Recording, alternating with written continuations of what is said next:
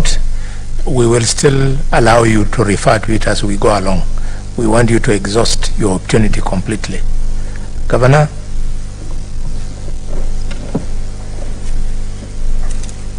Thank you, Chair and members, for the questions. I'll address two, then my learned friend, Mr. Mwangi, will address the rest. One is a question on whether there has been any law passed, and this comes from the Senator of Kiambu, that directed the governor to utilize, or rather to disperse the ward fund, and the governor refused to assent to that act. There has been no such act by the County Assembly. What is there currently is that we have an approval of the ward fund by the previous government of 10 million per ward, which the governor has already dispersed to the 46 wards within Meru.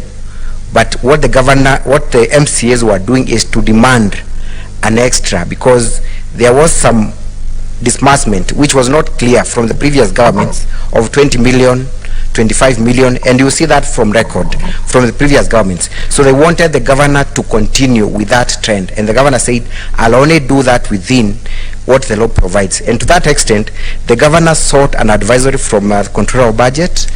The MCA sent a delegation to that effect, and they were accordingly advised on how to utilize such funds. So it is not true that the governor has refused to assent to any law that the MCAs have passed. Secondly, on the issue of public participation, we submit that public participation should be objective. It cannot be subjective.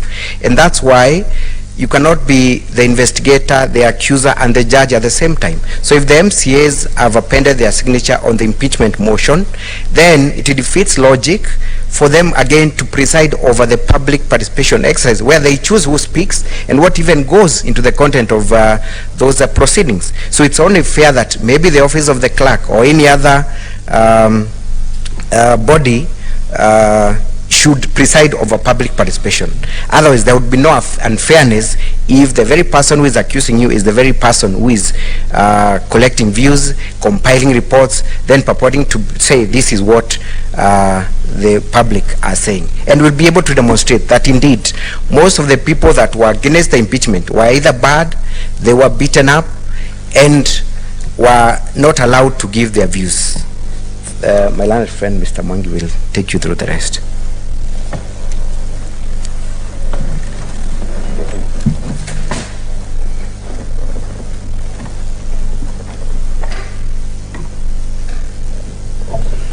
I'll address the question.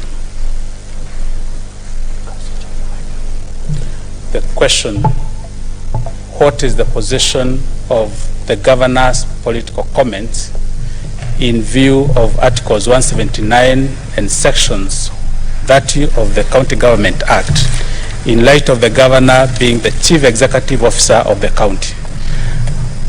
My learned friend, Mr. Mutembei, in his opening address, mentioned clearly that the governor has two caps.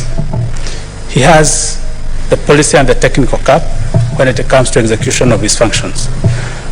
The process of election of a governor is a political process. She canvasses for votes like any other political leader in this country. He's still a political leader. What the governor has to do is to balance between being a politician and being a manager. And Section 30, subsection 2, clearly stipulates what is the function of the governor and which appeals to the political side of a governor, the charisma of a governor, the organizational, community organizational skills of a governor. It appeals to the leadership skills of a governor. One of them, the governor is required to promote the competitiveness of his county. His county must shine, and can only shine through her charisma and how she speaks often about her county. She must promote democracy within the county, and that's an edict of the law.